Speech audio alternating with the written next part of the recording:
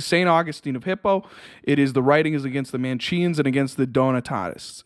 All right, and you can say what you want about saints. If you're Protestant, you don't have to believe in them or whatever, but I feel like at the very least you should respect that they're super virtuous and genuinely St. Augustine, who was a doctor of the church, was particularly a super intelligent individual, okay?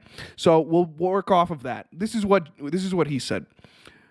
If it is supposed that God could not enjoin warfare, because in after times it was said by the Lord Jesus Christ, I say unto you that you resist not evil, but if anyone strike you on the right cheek, turn to him the left also. The answer is that what is here required is not bodily action, but an inward disposition. There we have St. Augustine saying, turn the other cheek does not mean that you must simply endure unending torment and never fight back. He's saying that turn the other cheek is not saying that you must endure pain and that you can never defend yourself. He is saying rather that the inward disposition should be, if someone trespasses against you, that your first instinct should not be to chimp out and punch him in the face, but rather to forgive him. That should be your first instinct. That should be your inward disposition of civility, of control, of discipline. He continues, thus, the name of martyrs, which means witnesses, was given to those who by the will of God bore this testimony, by their confessions, by their sufferings, and their death.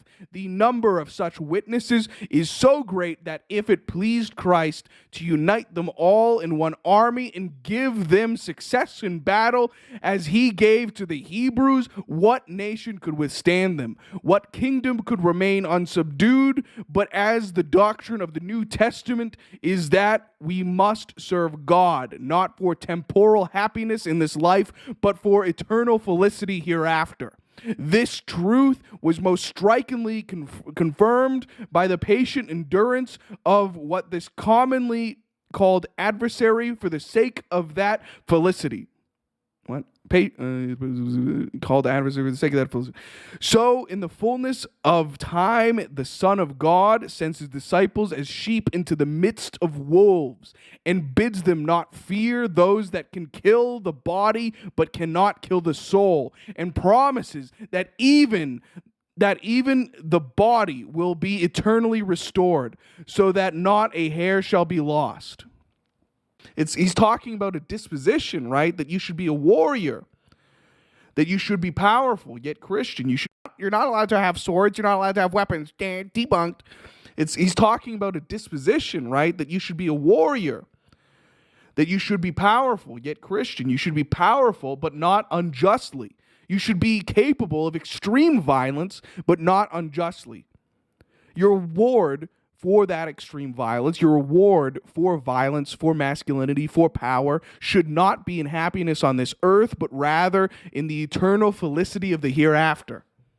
That should be your reward. You should not kill to get things. You should not kill to enrich yourself. You should kill if they are evil.